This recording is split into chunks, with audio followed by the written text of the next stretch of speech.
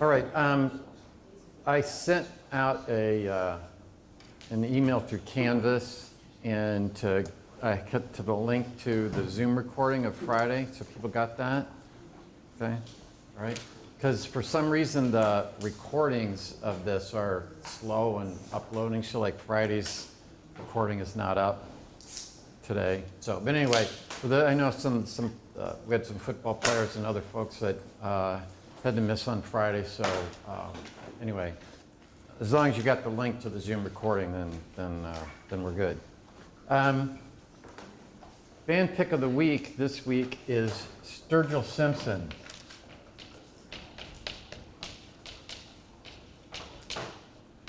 How many have heard of Sturgill Simpson? Oh, good. So we got one. If you like, it's sort of bluegrass type of music. There's an album called Cutting Grass that is probably a good example of what his music's like. So anyway, if you want to get on Spotify or whatever, you can take a look at Sturgill Simpson. Okay, so last time we were working through some of the discussion of how the social welfare function is derived by different authors. And again, it's not a matter where you're going to have to replicate that back to me. If you look, as I said, I put old exams on the server and the like. So it's more of a matter of you might recognize this particular author ended up with a multiplicative one or maybe an additive one or whatever. The idea is that just that different assumptions can give you different welfare functions. And if you look in the folder in the 415 subfolder, I do have some examples of articles that go into these in more detail. So rather than me just saying, here's some people find a additive one, some people find a multiplicative one. I just wanted to give you a little more information so that you at least have, just like the Public Choice Hall of Fame was about, that here's something you should recognize or know. And some people, if you find this very interesting, as I said before, you're going to have to do a 8 to 10 page paper on any topic that you might find interesting in public choice. That might, if you are interested in that, you go, wow, that's sort of interesting to do. You can look at that in more detail. And so, again, basically it's just a matter of, as I said, that I want you to know these things exist, and like rather than me just saying, oh, hey, some people get multiplicative, some people additive. You can see how they do it, right? Okay, if you assume this and this, then you get an additive one, and then you might have a problem where we said it was additive in the functions, but then if the functions were logs, then it would be multiplicative in the utilities, and et cetera. All right. Any questions on what we're looking for there? All right. Okay. So let's just continue a little bit with Harsanyi. And again, if you look in the textbook in the chapter on social welfare, it's laid out in more detail. But basically, what is Harsanyi talking about? Harsanyi's talking about, we're going to assume people, that they maximize the expected value, all right, of states of the world. As we said before, there's some, if it's going to rain or it might not rain, you're deciding whether to go to the, go down to the beach or whatever.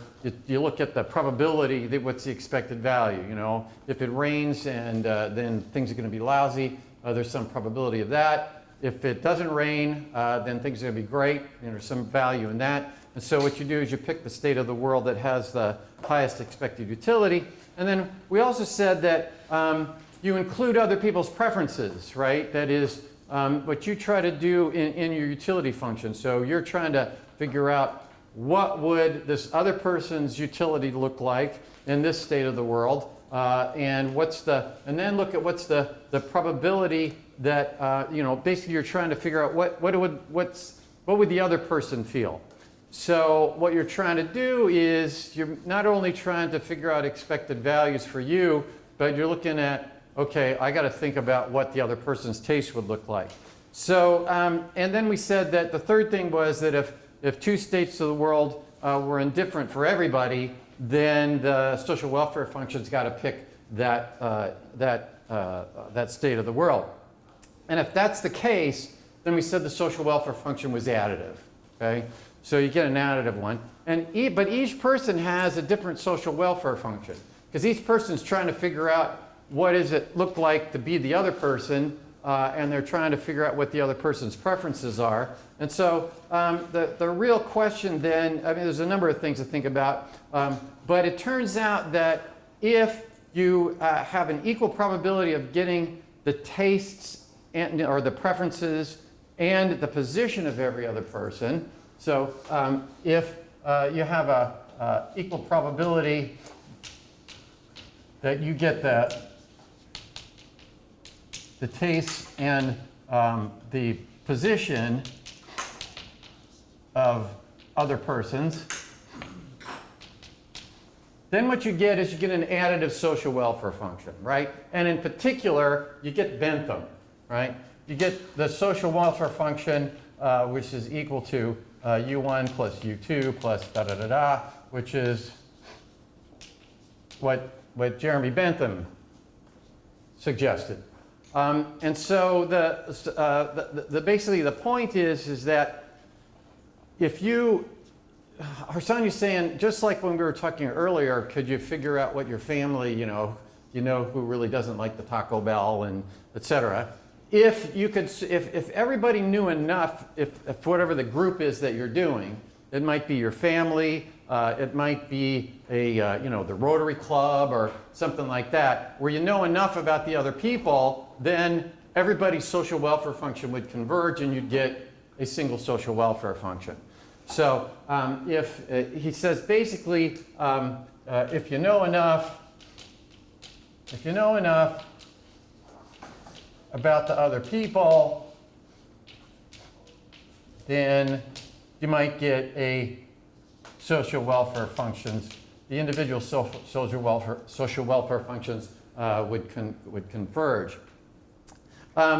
So just what are some of the problems that we'd be thinking about? Well, is that possible to do that, right? Is it possible that I can figure out, what other people are? And notice that if we're talking about the United States as a whole, that's probably not gonna be hard to do. And if you think about it, it turns out that the risk preferences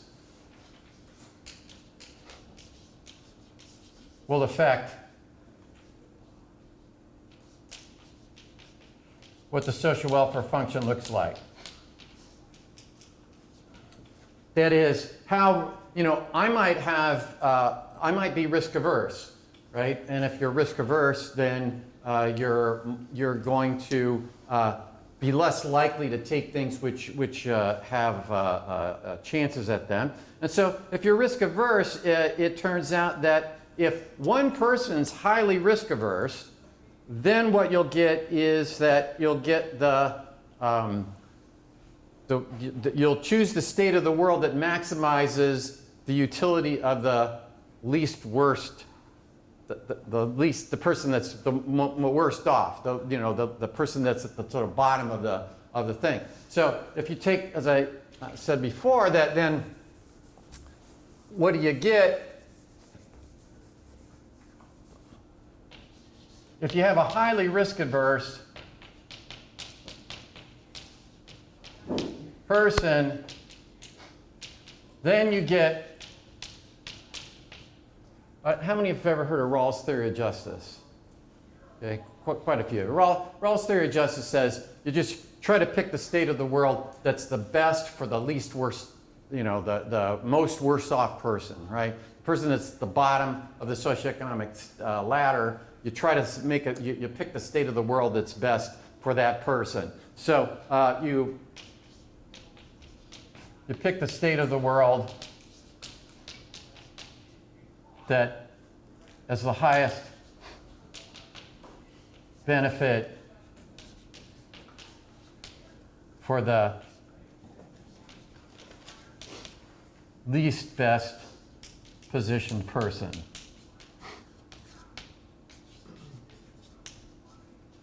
So anyway, Rawls' Theory of Justice was a 1971 book that got a lot of publicity. So it's probably something that you might want to at least know. You probably don't need to read the book, but has anybody read the book?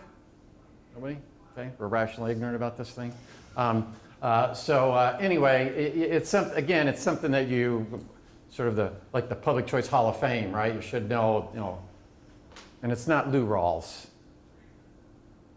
How many know about Lou Rawls? See, I don't know what you guys. Your education in classic rock and roll is just, I don't know where it went.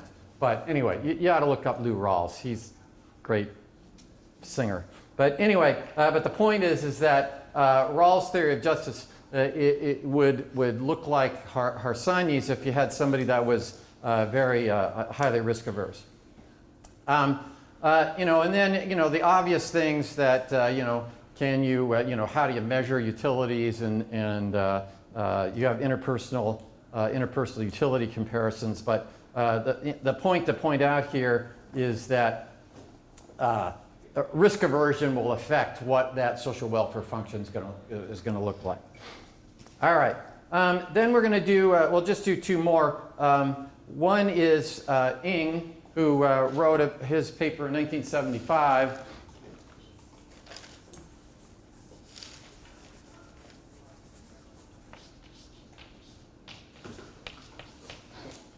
And what he was looking at is he derives an additive social welfare function.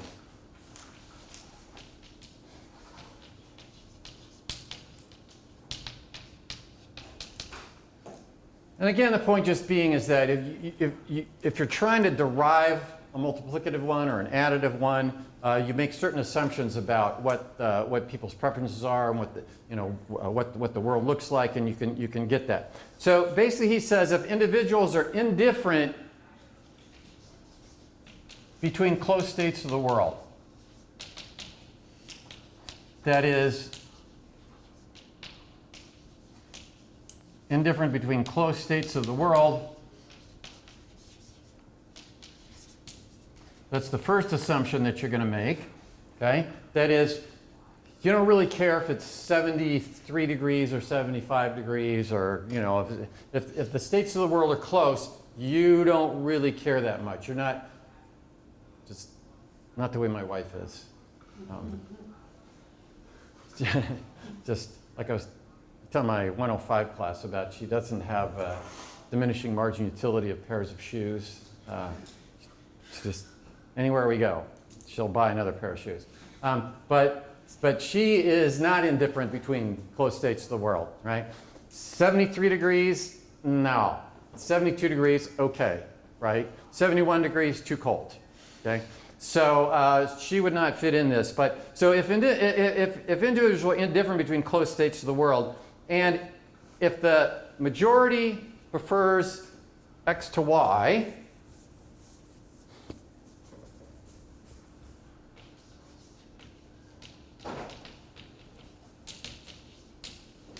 if the majority prefers X, the state of the world X to Y, and the minority is indifferent,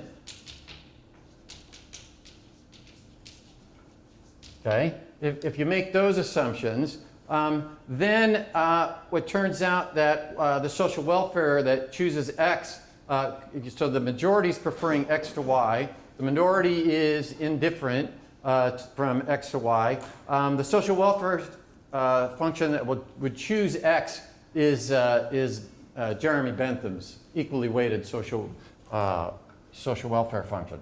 So the social welfare function that would choose X is Bentham, right? That is, it's additive,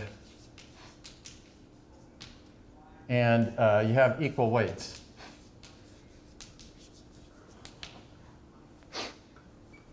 And then the last one that we're going to do is, or just refer you to, is Nash. And you know, he's very famous. John Nash is very famous for game theory. And we'll, in the section when we're going to have a little section on game theory, when we'll talk about him there. But he has a paper in 1950, and then that was followed by Luce and Rafa in 1957. And again, this is in the chapter on social welfare in the textbook. That he looked at solutions to bargaining games.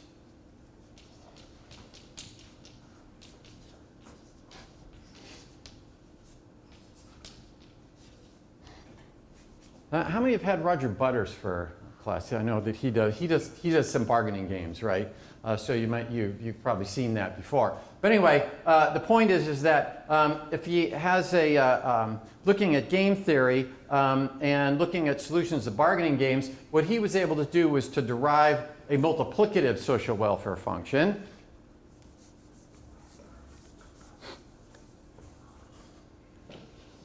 So his social welfare function is multiplicative. And the way it's going to look like is that you're going to you're going to look at the utility. If we have the status quo, so we're going to compare the other state to the status quo. Like, how are things right now? We're not comparing one state of the world to a different state of the world. We're saying, okay, should we move from where we are to the other point? That is, should we pass the $3.5 trillion, I forget what they call it, individual infrastructure bill or whatever they're calling that thing, right? Should we pass that bill and have that state of the world, or should we not pass the world and keep the status quo?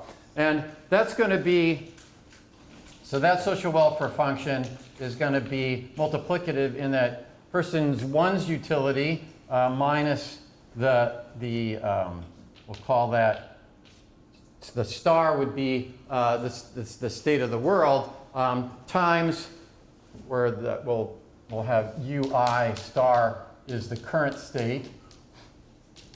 So we'll look at your utility, your person one, we'll look at your utility in the new state of the world and look at the difference between that and what your state of the world is currently in the current state of the world. And that would be times U2 minus U2 star and so on, right?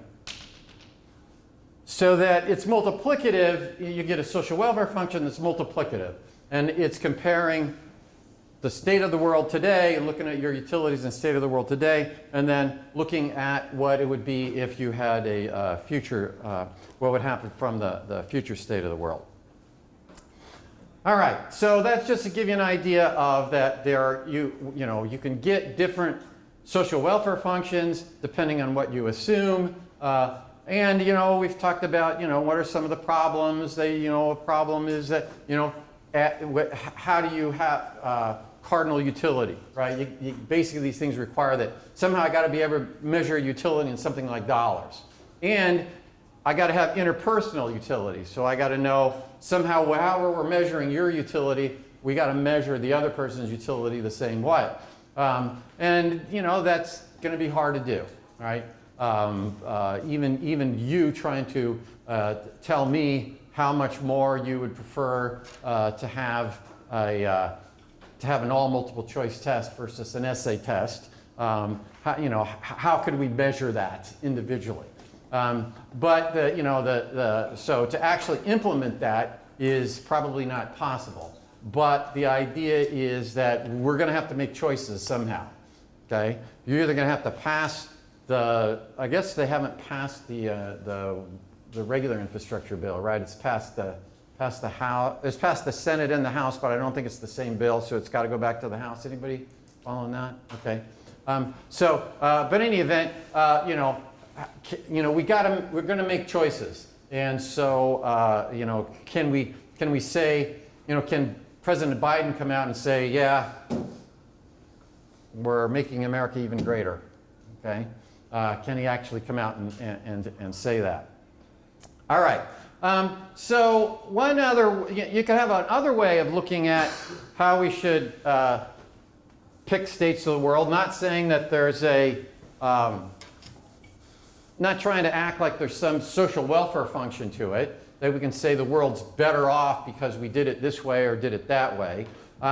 Instead, there's another way to say, okay, how can we choose between different states of the world? And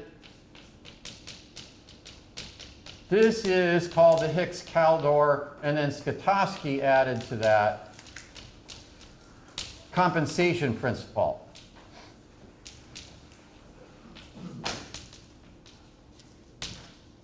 And the Hicks-Kaldor compensation principle, rather than saying this is socially better than that, you know, that somehow we're able to measure social welfare, is that if it will choose state of the world A over B, so we're going to pick between two different states of the world, pass the bill, not pass the bill. So choose the state of the world A over B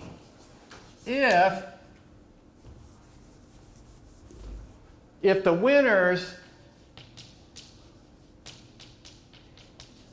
could compensate the losers, but there are transactions costs. So they don't actually do it.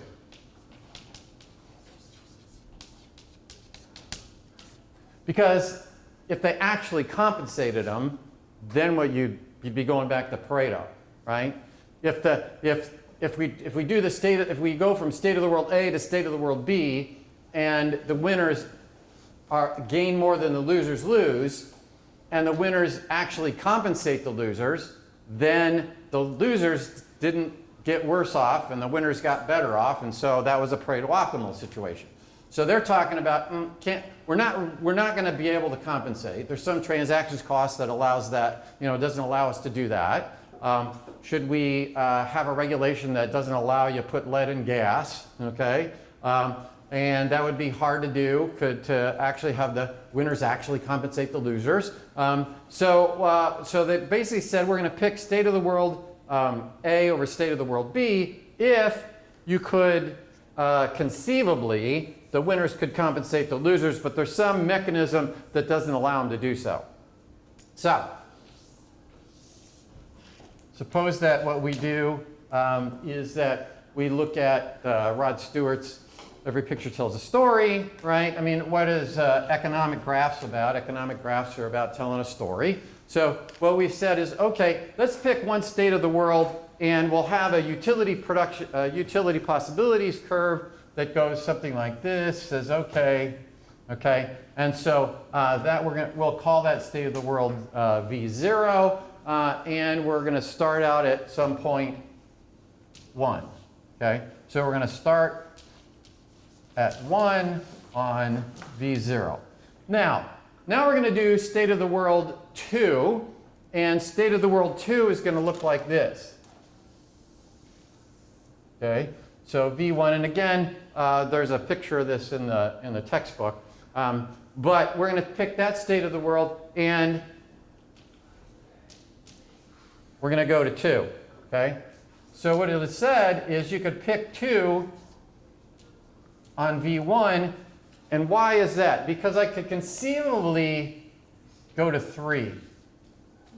You don't actually do that. If you went to 3, then you'd have moved from an interior part of the Pareto frontier to a point on the frontier, so you don't actually do it. But if you go from 1 to 2, then you could theoretically, we'll call it that way, I guess. You could theoretically be at 3, and both A and B would be better off.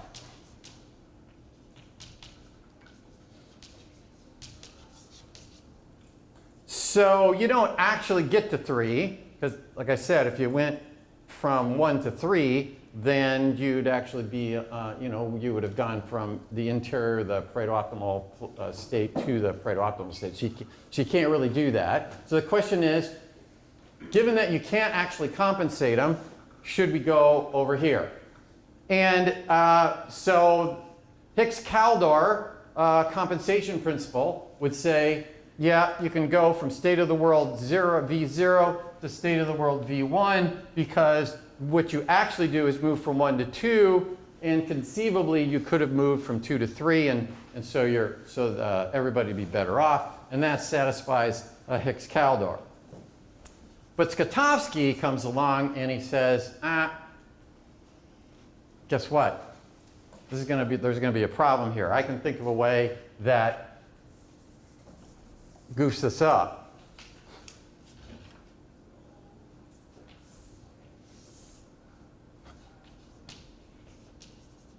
There's a Rocky and Bullwinkle.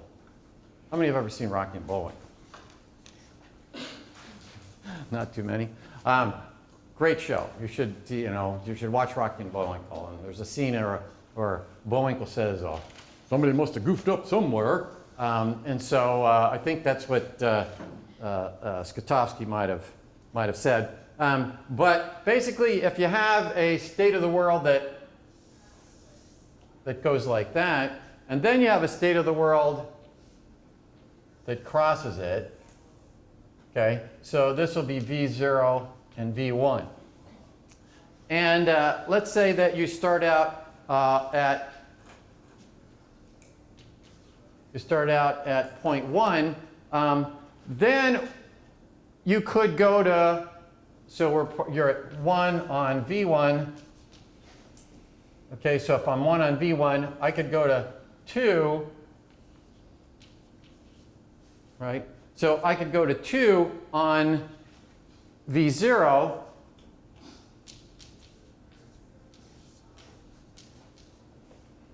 And you'd say, okay, I could move along V0 to point 3, right? Because if I'm on V0, if I go to 3, let's make it a little more clear here. And I could make, at 3, both parties are better off than they are at 1. So B's better off, A's better off. So you could go from 1, you could go from 2 to 3, right? And that would satisfy Hicks-Kaldor.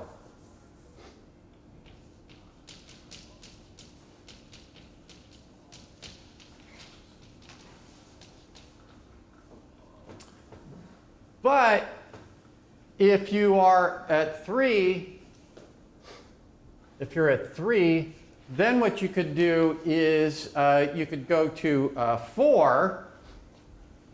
So if we put 4 up here, I want to make 4.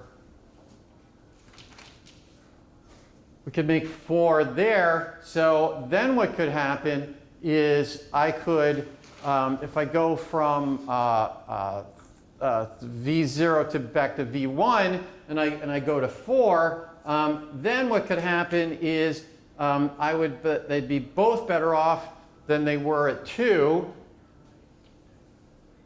So I've picked 4, so they're both better off than they were at 2.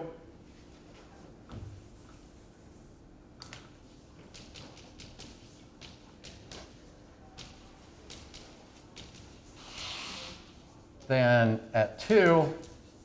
And so what does that mean? That means you could go back, you'd have a cycling, right? You could go back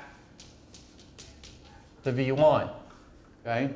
So Skatovsky just pointed out that if you draw these basically utility possibility frontiers so they cross, then it's possible to start out at one state of the world and say, yeah, we can move to the second state of the world because then we could get to a point that they're both better off. But once you're there, you could go back to the other state of the world and find a spot on the other state of the world that they're both better off than where you ended up on the second state of the world.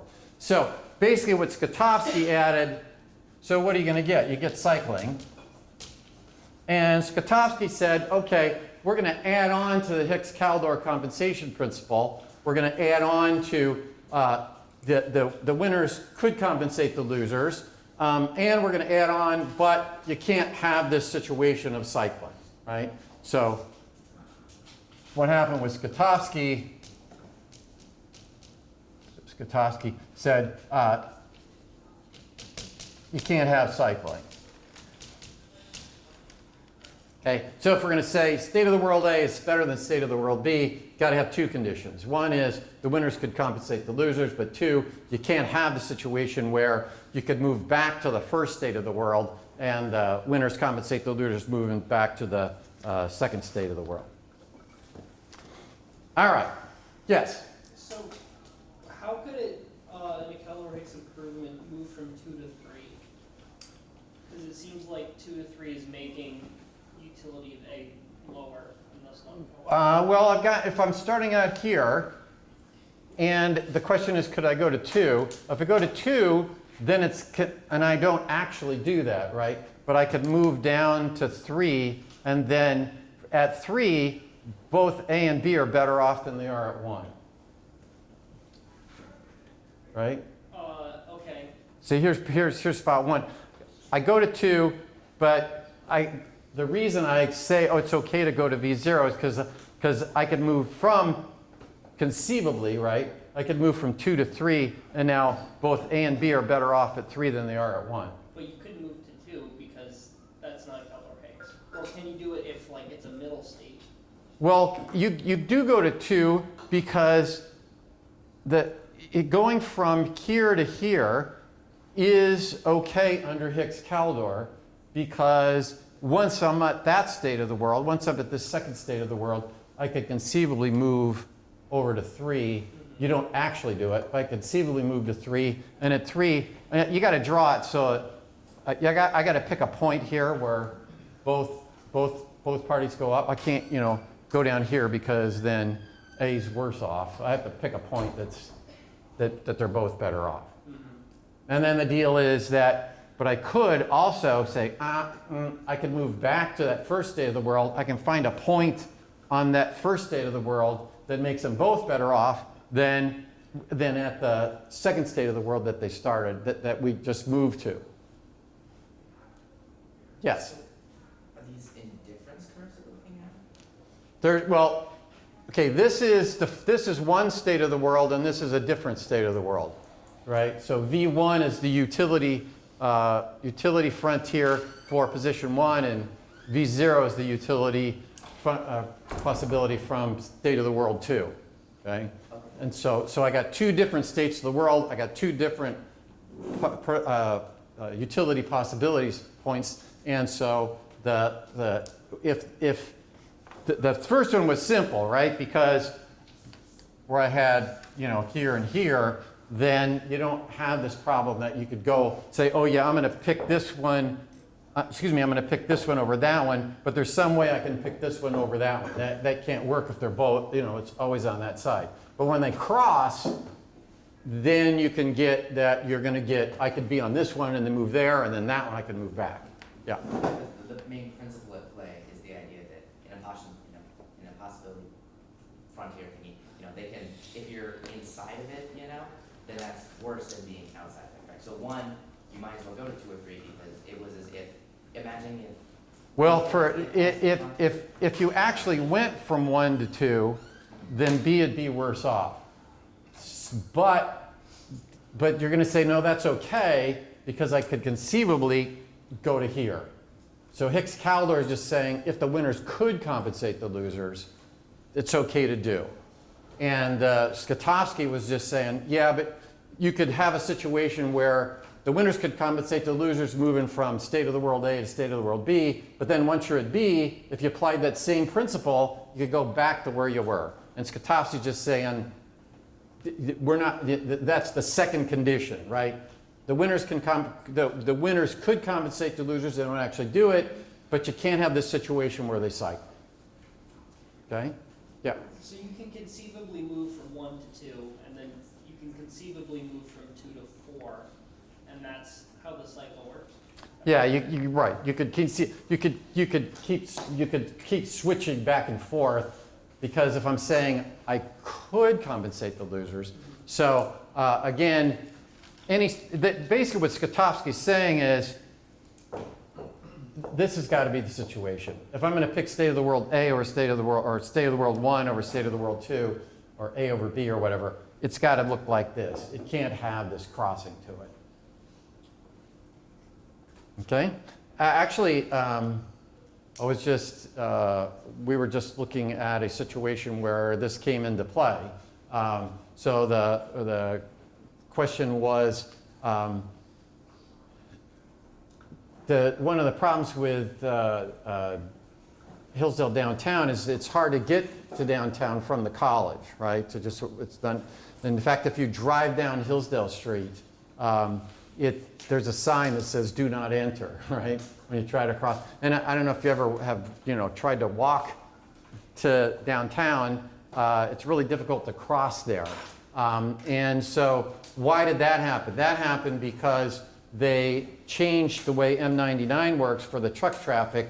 It used to be that there was a stop sign, there was a light there, and then the trucks would stop and then they'd turn right and come down. And so to make it so that trucks didn't have to stop, they made that curve down there. Well, one of the problems then is that it also created all these other situations, difficult to get from Hillsdale College down to downtown, hard to cross, etc. Also, if you're at the post office and you're trying to get out of there, you got to weave yourself all around to get out of there. And so there's a group that is here that are graduate students in architecture, and looking at different ways of rerouting it, so that maybe you have a traffic circle there instead of this where they just sharp turn, or can you reroute the trucks so that for a truck route you have to go down to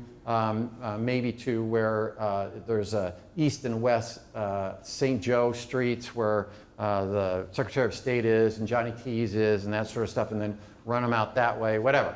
So the question was, well, yeah, but that'll help everybody that's downtown and people walk in, a lot of positives from that.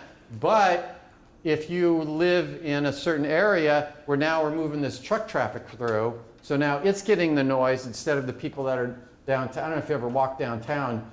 When the trucks are coming through, it's hard to talk to somebody. There's a lot of noise. So the question is, could the winners compensate of course I'm sitting there listening to this and going, this looks like Hicks Caldor to me.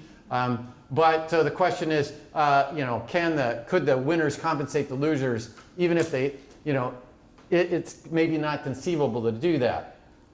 Then I was also thinking of ways that the winners could compensate the losers, and if there were a way to amend the Property Tax Act, so let's say you could reduce your property taxes if you were along there, then maybe they'd be compensating you. So I was using all that. Actually, Alice Arndt, who's one of Dr. Arndt's daughters, is part of this group. Anyway, she actually had an idea that what you do is you run, I don't know if you've ever been over there, but you could actually put a tree buffer near the houses that are on that St. Joe, and then run the trucks down the middle and have a tree buffer on the other side, because there used to be a train track that goes through the middle there, and so it'd be wide enough to do that, and then it would the people that were residential, everybody would be better off. So it'd be Pareto optimal to do it that way. Anyway, that's when you're an economist, for those that Econ 105, I told the story about, the riding the bus over the hill at Mount Holyoke, and the girls were trying to get this other economist and I to feel sorry for the fact that they had to walk, and then we're thinking about, okay, what would be the optimal way to pick the girls that had to get out of the bus and walk over, and so anyway, all right. But the point here being is that there is an application of this, right? Because you make, especially, government makes decisions all the time, that are not going to be Pareto optimal, right? Some people are going to win and some people are going to lose, and there's not going to be a mechanism to get there. And you also hear politicians saying, oh, this is, good for America, right? Or this is, the governor will say, well, this is good for the state of Michigan, or this is good for the state of New York, or whatever. All right, well, that leads us to arrows and possibility theorem.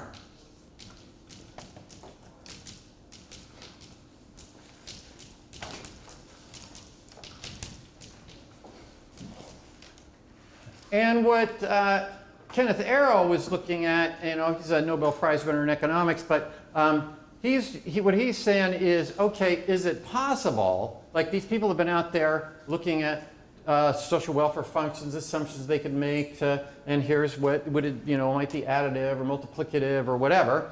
And what he was looking at is saying, is it possible that you could have a social choice rule or a social welfare function that has reasonable characteristics that look like you have for individuals, right? Is there a social choice rule, right? Or we could think of it as a social welfare function that has reasonable characteristics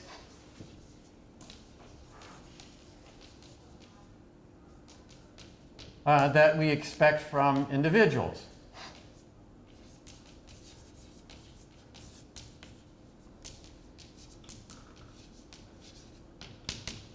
Right? In ECON 202 and ECON 303, you talk about utility functions, right?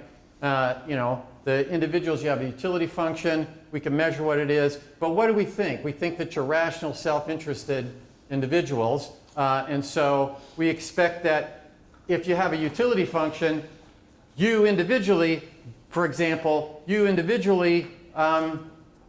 can say, yeah, I like this better than that, right? You don't say, hey, I don't have any or you either like this better than that, or you're indifferent between the two, but you can't say, oh, I just can't compare those, right? We don't have you picking X over Y, and then you pick Y over Z, and then you pick Z over X, right? We assume that your individual choices have certain characteristics to them that a rational, self-interested individual would have. And so what Arrow is looking at is it possible to have some sort of social welfare function or some sort of social choice rule that has these reasonable characteristics to them? If you, there's different ways of describing these particular characteristics. The characteristics are pretty much the same, but they might be called a little bit different, slightly different title to them. In your PDF files in your 415 subfolder, for example, I have basically I copied a textbook that has for arrows and possibilities theorem, so you'll see it in there. I don't know if I brought it along here, but the idea is that it's from a public finance textbook, and it basically has the same characteristics, but they have slightly different title to them and a slightly different order. Okay, but they're basically saying the same thing, right? And there's all sorts of articles on arrows and possibility theorem, different ways of proving it, so again, if that might be something that you're more interested in, you can go into some detail on that. So the first thing is that the first characteristic, so what are these characteristics that we'd like to see? The first characteristic is that ought to be complete and transitive. It ought to be complete and it ought to be transitive. Now, that basically says that I can assign a preference to any state of the world, any possible state of the world. I can't say, oh, the social welfare, we just can't decide between this. we could have, maybe we're indifferent as a societal rule. We're going to say we're indifferent between state of the world A and state of the world B, but we can't just say, hey, no way to know between those two, right? So that is what completeness was talking about here, right? You can either, if we have two states of the world,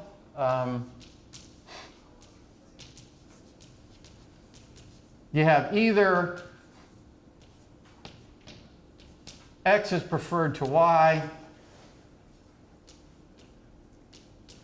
or Y is preferred to X, or we say that society is indifferent between the two, right? You can't just say, hey, can't figure this out at all. And what does transitive mean? Transitive, again, let's go back to I don't know when you learn about transitivity, but maybe 9th grade or something. What do you have? X bigger than, greater than equal to Y. That is, you either prefer X to Y or you're indifferent between the two, right? And Y bigger than equal to Z, what are you going to have? If X is preferred to Y, Y is preferred to Z, or you're indifferent between the two, then what's going to happen? X is going to be preferred to Z, right? If you have Z preferred to X, then you can get cycling, right? The order in which you put the thing up then will affect what the outcome is. We'll talk a little bit more about it later on, but when you're looking at if you have majority rule and if it were not transitive, then if I'm the committee chair and I'd say, well, you can either pick you're going to make the status quo against an amendment, right? I don't know if you've ever been in a legislative arena or not, but if you had a committee meeting, then someone could say, I'm going to offer this bill, right? And then what happens? People offer amendments to the bill. You vote on the amendments, okay? And then you vote on the amended bill. Well, what's in the bill and what's in the amendments can affect what the outcome is. Or if the rule is we're going to vote on the bill first, and then once the bill's there, we're going to add amendments, then it could, if you had intransitivities, then whoever gets to pick the order of the vote will determine the outcome. So that's why you want to have transitivity. And of course, that's, again, when you take ECON 303 or 202, you assume that individuals work that way, right? That individual choices are transitive. All right, so what we'll do for Wednesday is we will just basically work through arrows of possibility theorem. If we get all the way through that, then what we'll do is we'll start the next chapter or the next section, which is going to be where we make choices. So different ways of voting. So take a look at section. You can look at what the readings are in section 3. I don't think right now we have the textbook written that far. So anyway, the textbook is we may be able to get some done, but basically the textbook is going through social welfare function. And arrows and possibilities theorems in that. So anyway, try to do that. Again, I don't know what's going on with the uploading of the recordings, but I did just